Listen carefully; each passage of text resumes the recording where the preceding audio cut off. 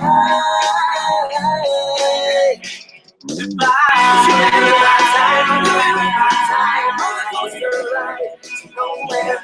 you were survived, say you were survived, but I went through your mind, 'cause I had it all.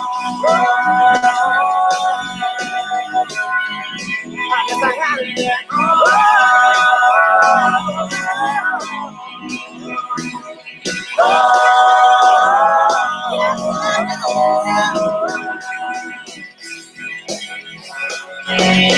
Are you with my time? Are you with my time? Roller coaster ride to nowhere. Say you were survived, say you were survived, but I go through your mind, 'cause I had it wrong. Are you with my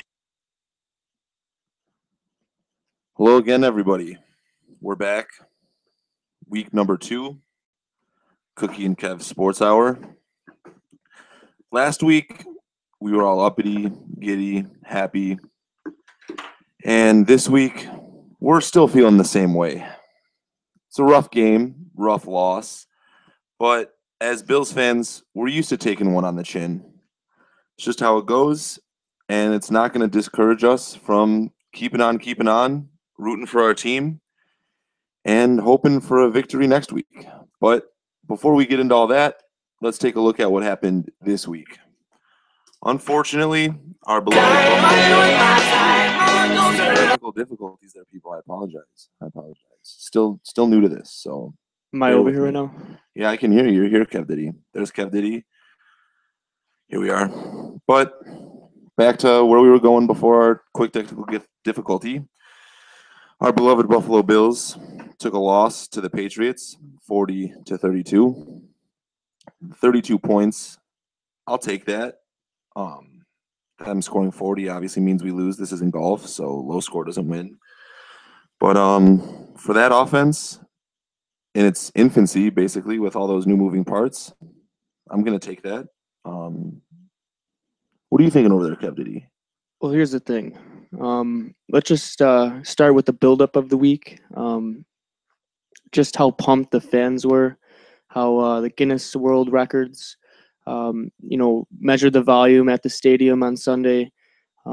This whole week, you had billboards talking down on Tom Brady, emphasizing their cheatness, and being at the game and seeing the party atmosphere, as well as the I would term it hatred for the Patriots. And then to go out on the field and for the first drive, take it 80 yards and cap it off with a Carlos Williams 1-yard touchdown run. On that drive, you had Tyrod Taylor scramble for 20. You had a few nice throws, and then you really saw that LaShawn McCoy had something, and that hamstring really wasn't bothering him too much. And then, to go kick it downfield and have Tom Brady call a timeout, his first offensive snap, totally related to the crowd, and then have them to go 3 and out. I guess you couldn't really ask for a better start there. However, as you know, the game took a huge turn. I would say that penalties were a huge result of that. Field position was totally flipped around. And at the end of the day, it turned out to be a really, typical Bills loss.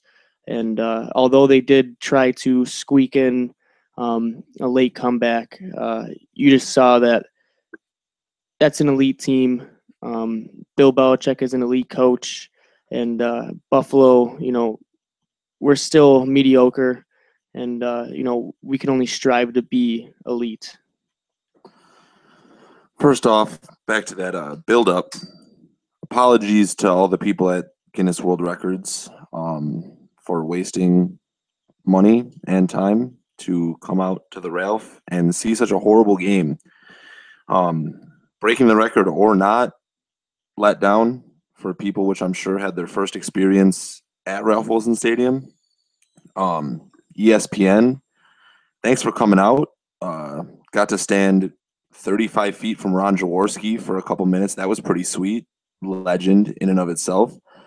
The pregame hype was pretty beautiful, Buffalo fans were on a high, feeling good, feeling right. just took down a team that was in the AFC Championship game last year, but things didn't really go as planned. There were a couple good points to the game. Like you said, looks like Shady McCoy's hamstring really wasn't much of a bother. First good game as a Bill, realistically, 15 carries, 89 yards. Although I wouldn't say his week 1 performance was a letdown by any stretch, but in the running game it was. Yeah, and that's what we got him for. Obviously, catch passes out of the backfield and stuff, but Rex Ryan's prided himself on the ground and pound mantra mentality. He wants to jam the ball down people's throats, and when you got a running back who can do that, that's going to definitely be beneficial in the things that you want to do and strive to do as a team. It wasn't a bad game from that aspect. The offense seemed like it wanted to do things at first. Like you said, 80-yard drive, first drive of the game. Seemed like everything was really clicking on all cylinders. And you thought that this would be a start of, a beautiful day. Thinking, wow, what a great start. I was feeling good after that. 80 yards down the field like it was nothing. When Tyrod Taylor scrambles the ball for 23 yards in one play, that's got you feeling good. It's a quarterback running that, and then Shady McCoy busting some runs out. And then the workhorse comes in, Carlos Williams, 1-yard run, bada bing, 7-0. There we go, feeling good. Stop Brady, 3 and out. Whoa, where they do that in Buffalo. But from there, things really started to go downhill. 21 unanswered points is not what you want to do in playing a game against Tom Brady, because he will make you pay if you give him the opportunity to do so. And at that point, you're sitting there like scratching your head, like how could this have gotten away from our defense, the one that we're priding itself on being the best in the league? 21 points to 7. A quick 14-point swing right there, and then to have it just not end. You think at halftime when it's 24-13 that our defense will come back out and they'll get it all handled and figure out and make adjustments, and that just didn't happen. And for Rex Ryan to pride himself on being a defensive savant, I would say, and him saying that this is going to be the best defense in the league. Tom Brady shouldn't have gotten nearly 500 yards passing on us, and in total offense they had over 500 yards, and that can happen with the number 1 defense in the league. Yeah, the defense definitely came out a little bit lackluster. I think a big problem with that and it's a double-edged sword. It really is. You got Rex Ryan, who juices everybody up, gets everybody feeling good, feeling right, telling everybody everything that they want to hear. And that is all well and good to give teams confidence, give teams the will to win, the want to win, thinking that they can go out on any given Sunday and get victories. But I think that the defense did come out with a little bit too much air in their heads. I think that they were banking on the fact that they knew they were good, and we all know they're good. The nation knows that they're good. It's not a question as to whether or not they are good.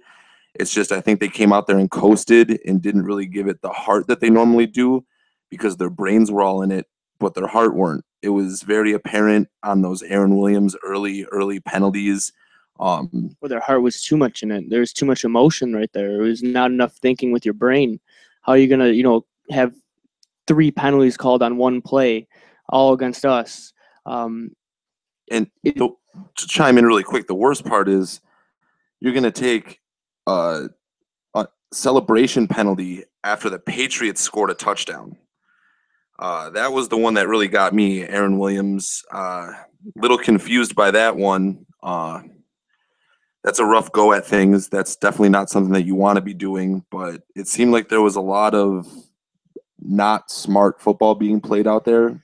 Jerry Hughes' weekly, unsportsmanlike conduct, roughing, you're being too rough. We really do got to lock that in. At the end of the day, we had over 150 yards in penalties, and compounding with the turnovers that we had, 3 interceptions. You're not going to win a football game like that, and you're definitely not going to do it when you're facing Tom Brady. Yeah, and there was a lot of penalties that we gave up that were on drive-stopping plays. I can remember Nigel Bradham getting called for an offense or a defensive pass interference call. I think it might have been that first drive out of the gate in the second half. It was on the Gronk, I believe, maybe. And the very next play, Gronk goes for 30-something yards. Is that correct? No? I mean, it might have been. It was that same drive where they were just crushing us like that. And that's another big problem with our defense that I've been saying from the get-go is we have no pass coverage linebackers. I understand that linebackers are supposed to just float and stop the run and stuff like that. But if there's one hole on our defense, if you ask me, it's none of those linebackers can play pass coverage. And you're not going to ask a linebacker to play much pass coverage, but in the times when they are, that's going to be a situation. And it was apparent yesterday and even occasionally in the game against the Colts the week before that, that the linebackers was having a really hard time sticking on wide receivers, 3 and 4 wide receivers, even tight ends. And that's the one thing that worries me about the defense that has been pretty apparent through the first 2 weeks of the season so far. I'll say that a big key going to this whole game was the Rob Gronkowski effect. How are you going to shut him down? They threw Aaron Williams on him at first. They shuffled in Gilmore. Double coverage. They bracketed him. And at the end of the day, he ended up with 7 catches for 113 yards and a score. Albeit that score was a defensive lap by Duke Williams. Gilmore did ask for some help. You could see him waving for it on TV. And, Duke Williams failed to see it and failed to read it. And, costly touchdown right there and mistake. Another key to the game going in was, the big hype was around New England doesn't have a running back, Dion Lewis. And although he didn't have many carries, he averaged over 6 yards a carry.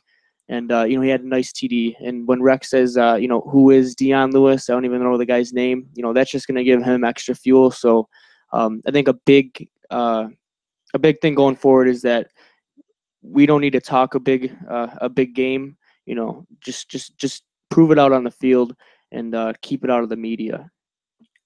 I completely agree with you on that one. We should just stick to playing Bills football as opposed to trying to be this big boisterous team. That's the one thing that the Bills have always done well, I feel, in the past. Even though they haven't won much, they've always done a good job of staying out of the media spotlight and just sticking more to playing football our way. And it's easy too, being in a small city like us, but no, you're definitely right. There was a different attitude that was brought this offseason, and although I do like it at times, being a bully, being physical, you could just see it just leads to those penalties, like you said, and then just looking embarrassed, Monday morning.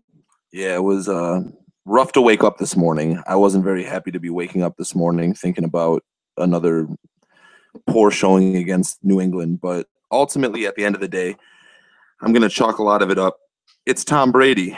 You play Tom Brady, and he is, when all is said and done, it's going to be hard to argue against the fact that he's one of the greatest of all time. I think he is the greatest. That guy, he pinpoint accuracy. He can throw the deep ball. He can throw a medium, but his game is short, accurate passes in positions where the wide receivers can make a catch and run after it.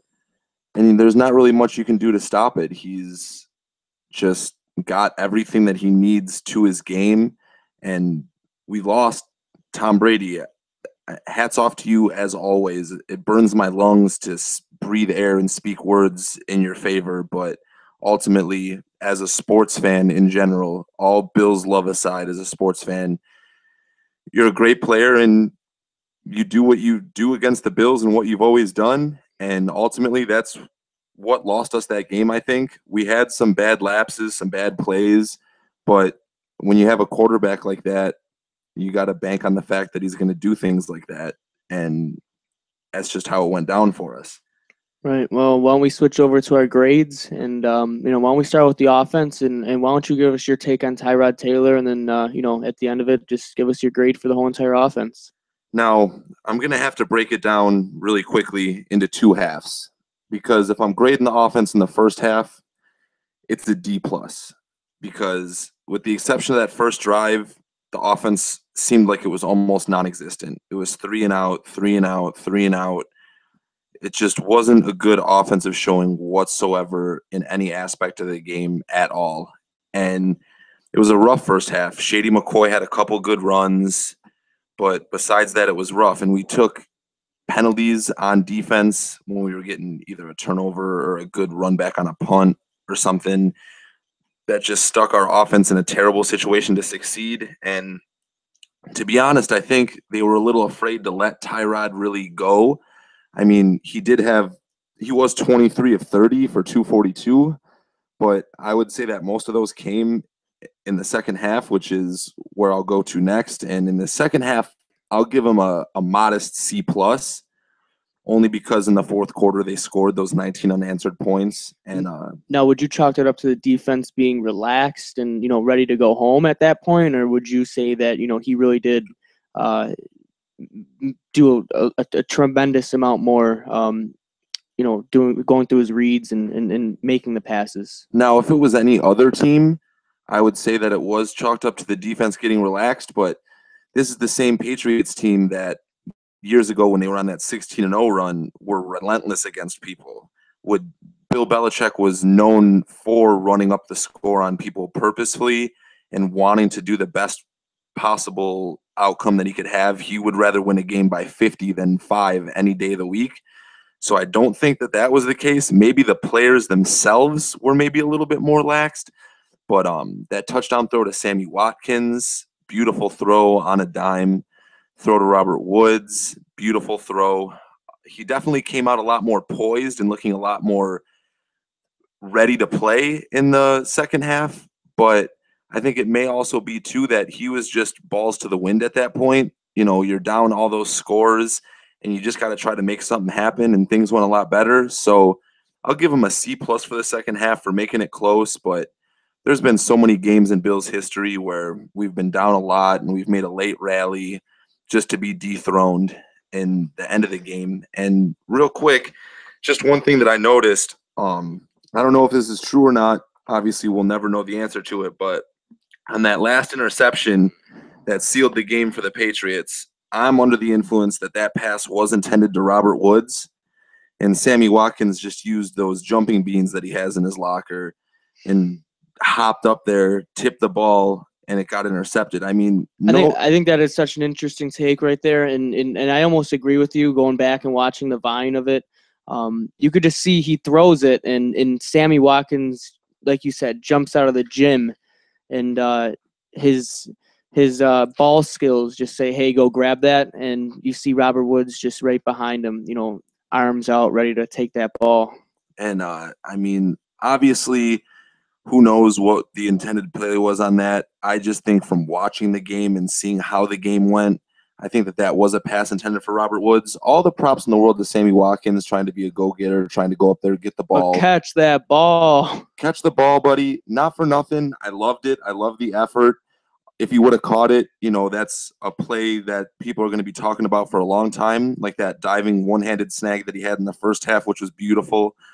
Not taking anything away from Sammy, but I'm just saying don't give Tyrod any hell for that, because I don't think that was a pass intended for Sammy Watkins. I think that was going to Robert Woods about 6 yards behind him. Right. Well, here, I'll go do my offensive grading now. Tell me what you thought, buddy. So, like you said, the first half was poor, and I'm just going to rate it on a whole, and I'm going to give him a big fat C-. There were some things I really liked, and there's a lot of things I hated. That first drive was beautiful. Like you said, that run by him, 23 yards, and then being able to finish in the red zone is something I haven't seen on with the previous Bills teams. And through week 1 and 2, they have finished in the red zone, so that's nice to see. Now I'll go with Tyrod Taylor. He looked a little bit iffy in the pocket. Rex today commented on how he needs to step up and step into the pocket and step into his throws and not sidestep pressure, because it seems like he doesn't really know exactly where he's going in the pocket when he's trying to scramble away. And that led to him getting sacked 8 times. And I'd say for at least 5 to 6 of them, those were preventable. you need to get the ball out quick. You see the guy on the other sideline, he's throwing it out there in less than 2 seconds. Edelman's hitting, wide receiver screens, go, slant, and there you go. I would say that Tyrod needs to work on his pocket awareness.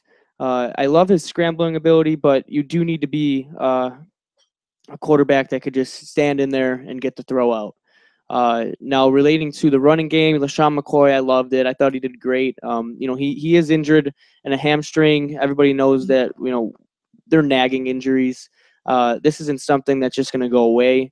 And, thankfully, he looked really good out there. And I thought that, that's something to really look for in this Miami game coming up, which we will preview coming in the next hour. And then I would say the offensive line, it's not good if you're letting up 8 sacks, but there were run holes, and unfortunately we had to throw a bunch because we were trying to get back in the game. The throw to Sammy Watkins, which you pointed out, was on the money. Sammy broke from the line, and he really just got open there, and it was a beautiful throw. The play to Robert Woods, I mean, Matt Castle isn't going to make that throw, and he's not going to be able to get open like that and run away from the pressure. And that's something that Tyrod did show he can do. Albeit he had 3 interceptions. I'd say 2 of them were, garbage time. He's throwing it up in the fourth quarter. He's only got 1:15 left. Although I would have liked him seeing it, throw it in the flat. I get it. Like you said, Robert Woods was wide open, and I would like to think that he was throwing it to Robert Woods, just like you think that. And then the one before half, the interception, he's just throwing it up there. So at the end of the day, he had 3 touchdowns passing, 1 rushing, and for his second ever start, I don't think you could really be mad at him. I agree with what you're saying there. It's a learning curve. There were a few times where he would back up into the pocket and not sense any backside pressure coming when it was right there, and he would just back up right into it and take a sack, which hurts to see a little bit, but like I said, those are growing pains. He'll learn. I'm sure they'll be at practice talking to him about it, telling him about it, especially with that Dolphins pretty stingy defensive line coming up. All in all, the offense, they scored 32 points. Whether or not it was garbage time points, good points, bad points, any other game of this season, if we're scoring 32 points, not against the Patriots, I'm saying that that's going to be a victory. And I'm saying it was nice seeing Charles Clay get a touchdown. That's nice. Big free agents pick up in the summer, and we got that. Why don't we hit up the defense now, Andy, and let's get through that. And then F. Yeah, it was poor. F. And like you said, we know that we're good, but you're facing Tom Brady.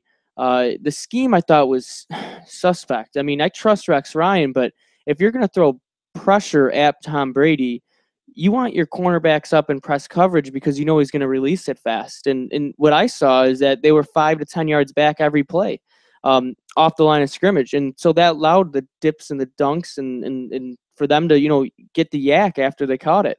And the tackling was poor, total opposite, from last week where there was no yards after catch whatsoever. The tackling was just so good. It was so technique and so formed. But this week it was a different story. And you saw a lot of missed coverages, and we had 2 sacks, one from Mario, one from Jerry Hughes. I think it was 3 forced fumbles. I know that one was negated from a penalty. Jerry Hughes, you got to stop taking those 15-yard penalties, my man. Aaron Williams, I mean, I hope he's okay. I know that there's reports now that he got out of the hospital and he's fine, but you're giving up way too many penalty yards and screwing us over when you're being a hothead and when you're yelling at Donnie Henderson, his cornerbacks coach, on the sideline. That's not a good look, and we want to be bullies, but we don't want to be bullies to ourselves. Yeah, the defense laid an egg this week. I hate to say it, but from the 16 games last season and the 2 we've played so far this year, that was the worst game we've had defensively in a long time. Yeah, I couldn't think of one other than maybe that San Diego one. Yeah, the San Diego one last season was rough, but that was EJ too, I think. But that's ancient history at this point. The biggest problem for me with the defense this week was what happened to the team that shut down Aaron Rodgers and Peyton Manning and even Luck last week? It just didn't look like it was the same team.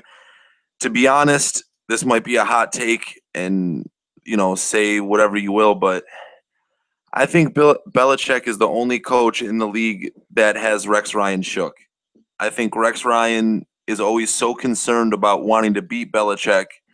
If he just treated him like another coach of another team with the same old players, I think it would be a completely different outcome. It'd be a different team aspect. It would be everything. I just think that the stigma that's associated with the New England Patriots and who the New England Patriots are, and Rex Ryan's ability to talk and his personality and his persona and everything is just, it's a perfect storm of things for Well, what happened. to be fair to Rex, during the week, the only thing he really did say that was, a little bit showboating was the who's their running back, and Deion Lewis showed who he is. He's got such a good open field miss tackling ability.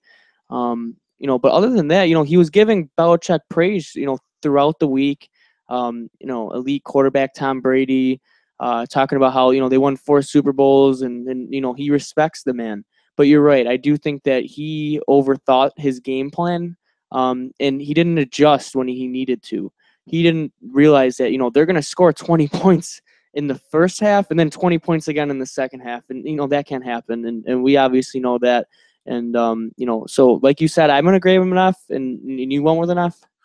Yeah, it's a F minus if that's possible. I don't really incomplete, whatever yeah. you want to call it. But we'll see you again in November. That's all I really want to say more about that game. I would like to pretend that game didn't really happen. And although we are acting like homers, it is the Patriots, and we've lost 26 of the last 29 against them. So I'll take that one on the chin. Right. We're 1-1 out of those first 2 games. That's the hardest 2-game stretch on our whole schedule, the whole season. To make it out of that 1-1, I'm going to take that. It was a rough loss for us, but an even rougher loss for Miami this week against Jacksonville. And what a great thing for the Bills. Yeah, that's a big time thing for us. After they barely escaped Washington the week before, with Kirk Cousins as quarterback. You have the Battle of Florida. Yeah, and then you got Miami, Jacksonville, and Jacksonville wins 23-20 on a game-winning field goal by Jason Myers with 40 seconds left in the game. Now, not taking anything away from my man's Tannehill, 30 for 44 for 359 and a couple touchdowns. That offense is, I don't know what's wrong with it. 42 combined rushing yards as a team, and Tannehill led the team in rushing. I know Lamar Miller is banged up. He got hurt early on in the game. But still, I know the NFL is a passing league now, but you cannot win games with 42 combined rushing yards as a team with your quarterback having more than half of the rushing yards. I completely agree. I mean, here's the thing. You have North Florida versus South Florida in Jacksonville. You already know the Miami fans are traveling there. For what fans are even there. It's like a home game, basically. And you have Blake Bortles, second-year quarterback, and hats off to him. Although he didn't have the numbers, he had no interceptions, and that's huge. He had 2 touchdowns. And then what about Allen Robinson? This guy, fantasy lineups. This is the guy you want to look for because Blake Bortles absolutely loves this guy. But other than that, it couldn't have ended up any better for the Bills. And, right now, as we're speaking, Monday Night Football is just kicking off, and you have the Indianapolis Colts versus the New York Jets, and Chris Ivory's out for the Jets. And, if somehow, Andrew Luck shows up, says, hey, Buffalo game was a fluke. That's a good defense. We're going to come out and, we're going to, beat down the New York Jets for their home opener. You couldn't have asked for a better situation for the Bills. And with going into Miami, Sue has some questions. They're saying doesn't have a sack yet this season, and he's freelancing. He's not even sticking to the defense's play call. And this guy just got a mega payday, highest paid player on the defensive side of the ball, and most guaranteed money, I believe, before Darius. It's unbelievable how this guy just seems like he's a jerk off the field, and I'm just glad that we get to go down there, and it'll be defense versus defense, and we'll show who really has the best defense in the AFC East. Although we didn't show it this week. Yeah, and especially if Lamar Miller doesn't play next week, that's going to be nice for us. I mean, even if he is banged up, I don't want to get too much into that right now because a little bit later on in the show, we'll get into our preview for next week against Miami. But Miami did not look good this week. Miami did not look good last week against Washington. And anytime Miami doesn't look good, I feel good. No offense, Miami, but squish the fish every day. How do you lose to Jacksonville? Like, come on now. It's Jacksonville. Blake Bortles, decent, but it's still Jacksonville. And the thing is that their offensive line is not good over there. Jacksonville has had a lot of trouble, keeping Blake Bortles on his feet.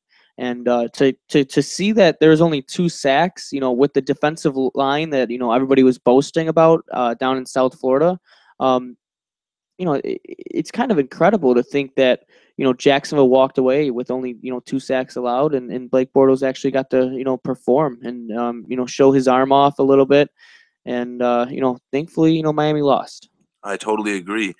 Now, for a shocker game of the week, in my opinion, was Oakland beating Baltimore 37-33, bringing the Baltimore Ravens to a beautiful 0-2 record to start the season. This guy's a closet Pittsburgh fan, so he doesn't like Baltimore. Not a closet Pittsburgh fan. If you asked me, I would tell you I do love me some Pittsburgh Steelers football. Obviously not as much as I love my Bills, but I do have a special spot in my heart for the Pittsburgh Steelers. Shout out to my good friend Jim Blows for introducing me to Steeler Nation. Nothing on the Bills Mafia, of course, but when the Bills aren't on, I'm a Steelers fan, and that's just the way it is. Though they did lose, Steve Smith, my main man, I've been riding you in fantasy for the last couple of years now. 10 receptions for $150. That is what I like to see. This is going to be a nice farewell tour for you, I'm feeling. Even though the team isn't so good right now, you've been playing quality football, and I hope that you keep it up. And then you also have, Joe Flacco, who, really performed well this week after coming off a poor performance in Denver. He showed up, and he ended up having a very good total, over 350 yards passing, no interceptions, 1 interception and 2 touchdowns. But I think the real story of this game is Derek Carr and just how well he performed.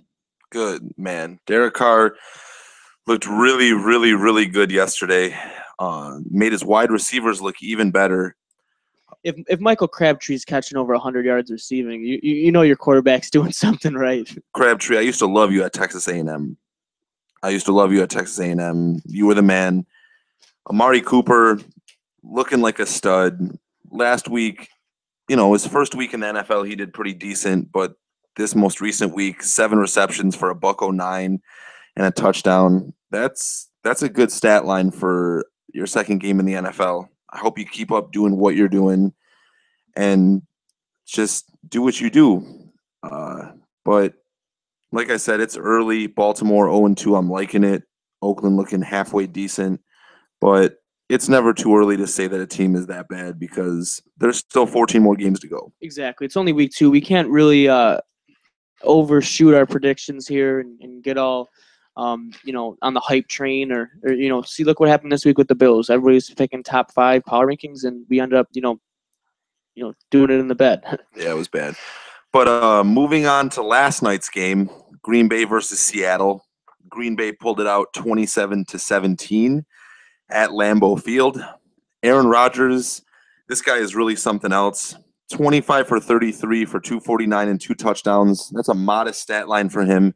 But the thing that pops off the screen to me is the fact that this guy hasn't thrown an interception at Lambeau Field since 2013. That is an incredible stat. And that's why we love you, Cookie, because you bring those to us, and, now we're more knowledgeable for it. Hey, that's what I'm here to do. I'm here to help people know things. Now, we're broadcasting, all Western New York radio, right off UB South area, and a man that provided a big spark to the offense was James Starks, 95 yards rushing on 20 carries, and coming in for Eddie Lacy in the game, who got injured. Sorry, fantasy owners out there, because I know you picked Eddie Lacy high in your drafts, so that's a rough go at things, him dropping out.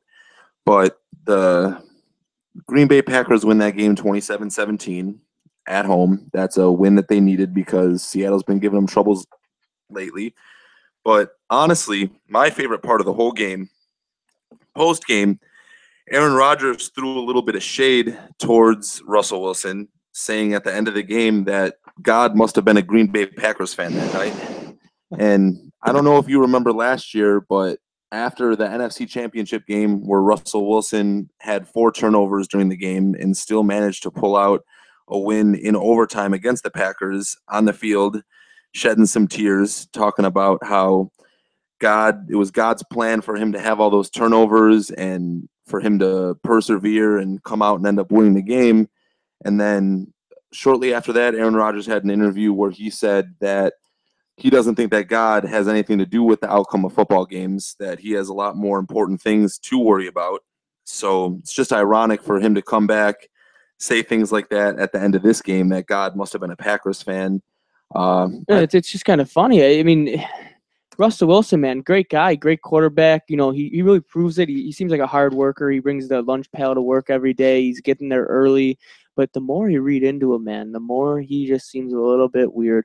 And, you know, I love God. We all do. But God doesn't care about football. And, you know, we got to realize that. Yeah, doesn't have anything to do with football.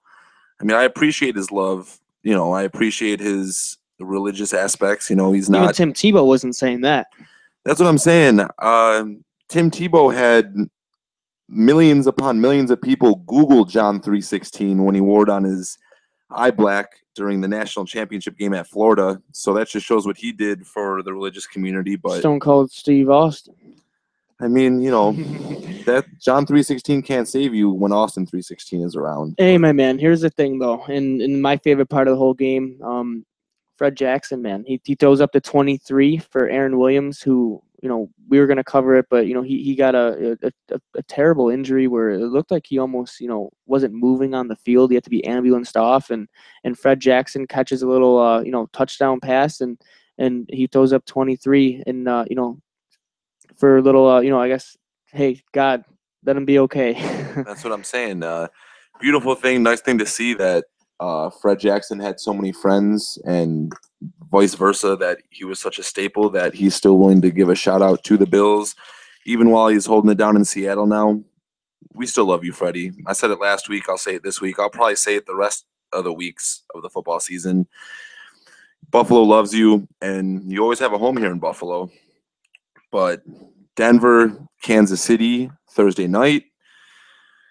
Wow. That Kansas City, I'm sure you're still hurting about that one. I've watched my Bills lose games like that before, and Jamal Charles blaming himself after the game, I can't help but agree with you, my friend. That's a rough fumble to have there. Obviously, you know, good play by the defender, but ultimately, why are you running the ball there? Just take the game to overtime. And Andy Reid has such a suspect, you know, coaching calls at the end of the game. But yeah, Jamal Charles fumbling twice in the red zone and right on national TV as the Chiefs were up 2 scores, looking like Peyton Manning was done after he threw the pick 6. And I still think Peyton Manning is done. I mean, his ball just did not look the same. You saw it a couple of years ago. It was like, God, this thing's beautiful. I don't know how this guy doesn't win more Super Bowls. You know, definitely the best quarterback in the league. And Pro Football Focus, who rates every player, who I bring up often just because it's a good website. They do the All 22, which is provided on the NFL website for season ticket holders. So if you're a Bills fan, you could check that out and watch the games. No audio, but it's from the All 22 camera, so you can see all 22 players on the field. So Pro Football Focus, you know, rated all the quarterback throws of the first 2 weeks so far, and the number one, you know, the worst QB in the NFL right now, rated by Pro Football Focus, is Peyton Manning. That's a rough go at things. Peyton, even if you're getting bad, bro, please throw the ball to Demaryius Thomas. As a fantasy football owner, I know they hate it. What if Demaryius Thomas showed up at my work and said, "Come on, Cook, you gotta insulate those walls better"? I would be like, "Get out of my face, Demaryius Thomas. You don't know anything about what I'm doing." But this is a sports radio show, so obviously we're going to talk about sports and how they affect our lives and just get the ball out, man. But it's ironic because a couple years ago, people would always have the conversation, who's better, Peyton or Eli?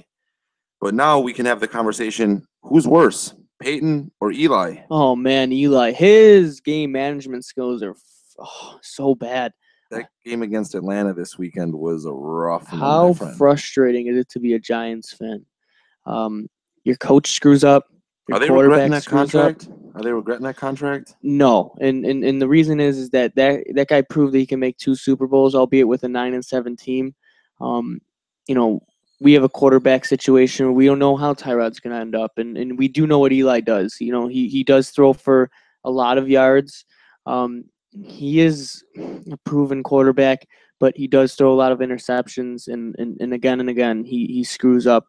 Down late in the fourth quarter. So why don't you, I guess, just let us know exactly what happened here. Not to step on your toes there either, quick, my man, but this is actually the first time in Eli Manning's entire career that he hasn't thrown an interception through the first 2 weeks of the season. His clock management skills look horrible, and he's playing a horrible game right now.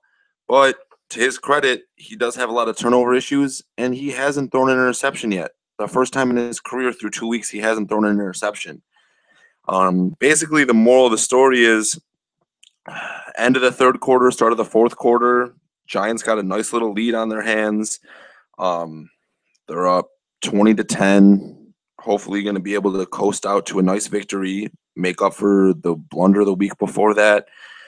And they just start throwing the ball, bad play calls. Eli Manning just not looking very aware in the pocket. And you can't give Atlanta chances to score the ball because when you got Julio Jones and Roddy White running on the sidelines over there, those guys will catch a ball and go to the house anytime they get an opportunity. So they just did not do a hot job, and they find themselves sitting at 0-2. But shout out to the Falcons at 2-0. That's a beautiful thing. Yeah, and Atlanta, getting proven. That's another technical difficulty, people. I apologize. Andy, what are you doing over there, man? We might need to switch seats. The space bar. I don't know. My iPad has a space bar. See? Quick little promo to those people. I'm going to have to move this keyboard because I can't keep that happening. Oh, Andy. All right, well, Cookie, I was just going to talk about how Julio Jones is, just tearing up the league so far in the first couple weeks. He's over 100 yards in both games. He had a couple of touchdowns last week. And, he's really proving that money they gave to him is definitely worth it. And then I would like to talk about Arizona Cardinals and their hot start up to 2-0, and Larry Fitzgerald catching 3 touchdown passes, and just the Carson Palmer effect. They're undefeated when he is, under center for them. And, I think that they're a very, very polished team, and Bruce Arians is a great coach, and I wouldn't be surprised if, they make it out of the NFC West, and they're a true title contender. Yeah, they look really, really, really good. Larry Fitzgerald must have hopped in the time machine and jumped back because a 3-touchdown performance is like the Larry that we used to see when they went to the Super Bowl against the Steelers and a couple of years after that. Now, everything that he ever does, you throw a ball even where he can breathe on it, he's going to catch it. That man has hands like stick 'em. And it's a beautiful thing to watch, but that defense is really good. They have beautiful coaching, and I feel like the sky is the limit with Arizona, especially with Seattle playing horribly. San Francisco is I don't think they're going to really make it too far this year. I think there's going to be a bunch of losses coming up. They just don't have the depth, and the team chemistry just isn't there. They lost too many people in the offseason. St. Louis, I think that, they're a test. But Nick Foles, I can't get a read on this guy. I don't think he can really take your team to the next level is what I'm trying to say. Yeah, I don't really like Nick Foles. I'm sure that he is ecstatic that he got out of the Eagles, though, because Mr. Genius Chip Kelly looks like dirty, horrible garbage. DeMarco Murray isn't doing anything, which is absolutely ridiculous to me.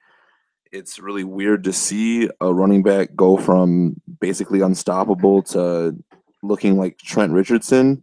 Maybe he needs to eat a Snickers or something. That's an insult right there. That's a big insult right there. But I don't know what's wrong with DeMarco Murray. Maybe it's Chip Kelly, but he's supposed to be an offensive genius. Statistics-wise, it is the worst start to any running back's first 2 games ever. DeMarco Murray is doing awful. And, was it that Cowboys offensive line? It might be. Or is it that the Philadelphia Eagles offensive line is that bad? I'm not really sure what it is, but I think the Eagles have been cursed ever since they claimed themselves Dream Team all those years ago. It kind of feels like the Bills. It kind of does, but nobody likes Philadelphia. Yeah, well, let's hit up this NFC East, another team in the NFC East. Let's do the Cowboys and how Tony Romo's out. It looks like 8 weeks. He's going to decline going for the surgery on his clavicle. That's such a terrible situation there. I thought that they were destined for, a quick jump out to that division and, just roll from there because you have the Redskins, who are terrible. You have the Eagles, who, got off to a poor start. And then you have New York Giants, who, what are they? They're a mess in New York, and I don't think they're good. And to have Tony Romo just go out like that after, the week before Des Bryant going down, I think that they're in a real mess, and they wish that they still had Kyle Orton. Never thought I would say these words in my entire life, but God bless the Dallas Cowboys. Your 2 best offensive players are both out till at least your trade deadline time. How would you recover? Like, if I was sitting in this chair right now, not even Shady McCoy and Sammy Watkins are out, I'm banging my head on this table, not even thinking about football. I'm wishing for Sabres season. I'm like, get me out of here because your 2 best offensive players are out. To his credit, I mean, I don't think he's going to be able to help you, but Brandon Weeden was 7 for 7 for a passing touchdown after Romo went down. They were winning the game already, so they just had to try to coast it out. But you really need to figure something out there, Dallas, because no Romo, no Dez, rough. Yeah, it doesn't look good. It doesn't look good for them. And, why don't we just, move on to, I guess we can preview the Sabres, who have their first preseason game right now. Really quick, just football real quick. Chicago, I hope you enjoy the first pick in the draft this year because Jay Cutler going out for even just 2 weeks. Jimmy Clausen, good luck. Good luck. That's all I have to say about that. All right, so we'll go up to the rink up in Minnesota, where the Buffalo Sabres are currently taking on the Minnesota Wild in the first preseason matchup of the season. And Mr. Eichel, who is still wearing number 41 for the Buffalo Sabres, his humbleness won't let him, get his number 15 yet on his jersey. He says he wants to make the team. I'm really excited for this year.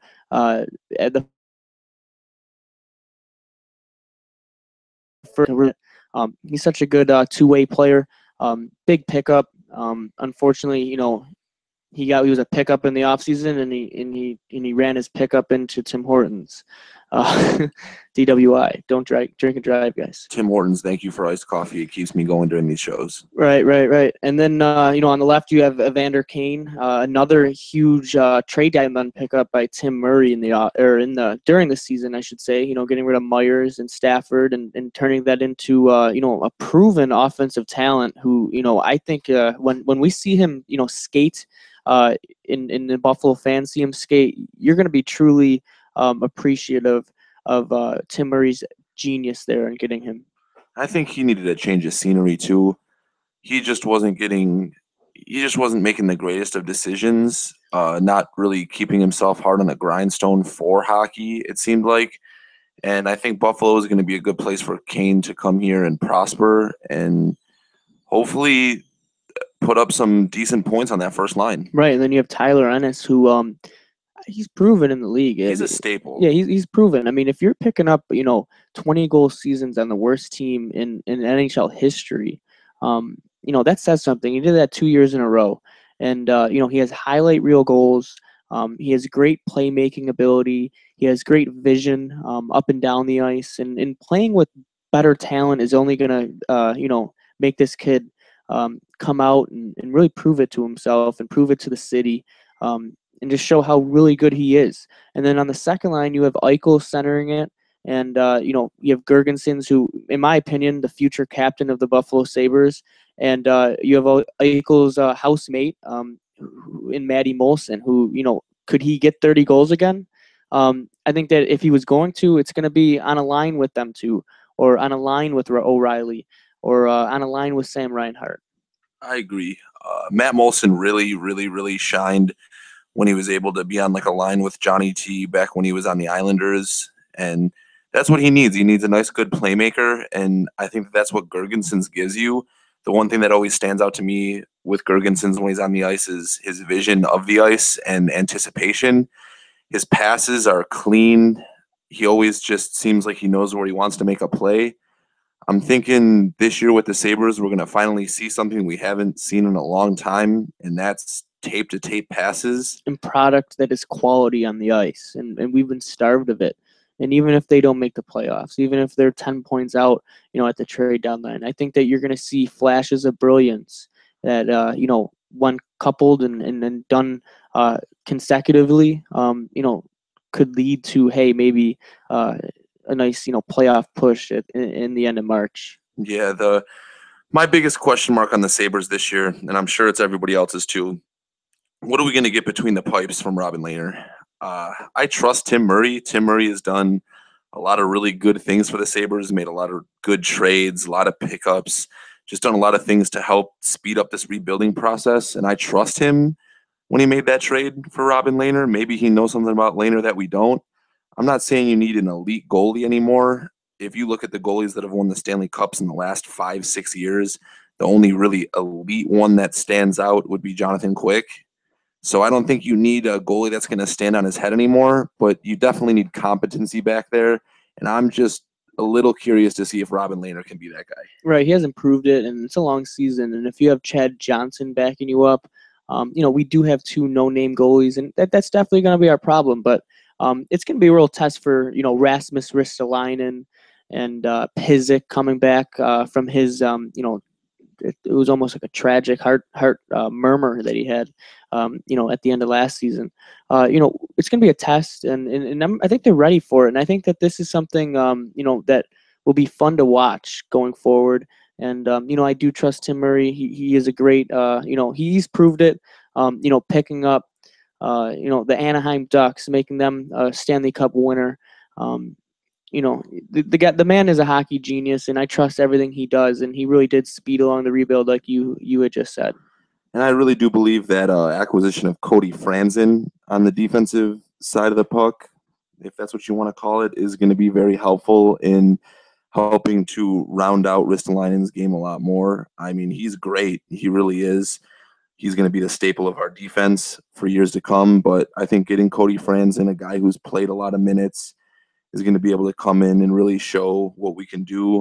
Bogosian on the backside there too. Yeah, you just got to stay healthy. Yeah, if he stays healthy, that's big time. I think that the roster is set up very, very well to succeed. I'm not saying we're going to make the playoffs by any stretch of the imagination. We'd have to make up damn near 50 points to make it to the playoffs this year. But I think that we can knock on the door, and we'll just have to see how it goes with the Sabres this year. Right. Well, we'll give you a quick update. It is 1-1 right now in Minneapolis, Minnesota. And you have Delorier, who scored from Marcus Foligno, who, there's some question that maybe he's not even going to be on the team. And from Johan Larsson, who is also somebody that's going to really have to prove himself in camp and in the preseason coming up. Now, Andy, why don't we, or Cookie, I should say, why don't we switch over to the preview of the Bills game for Week 3, and and let them know.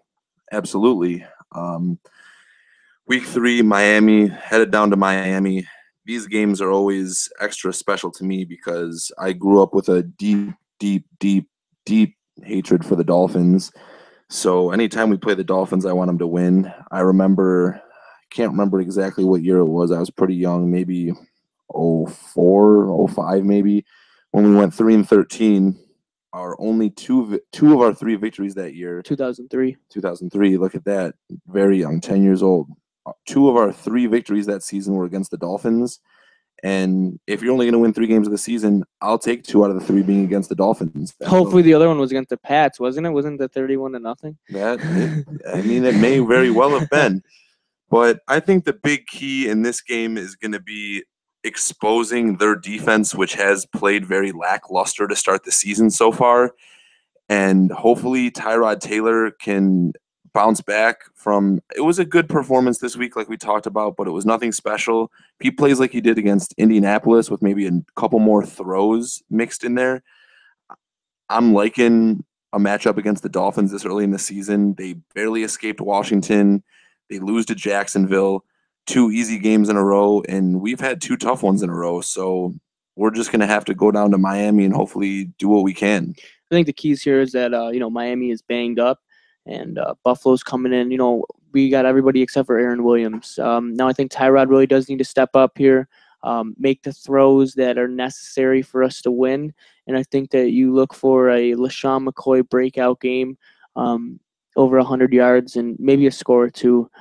Maybe Carlos Williams will, steal those because that seems to be happening in week 1 and 2. And plus he's going back to Florida for a nice little homecoming. And you also have a homecoming for Percy Harvin.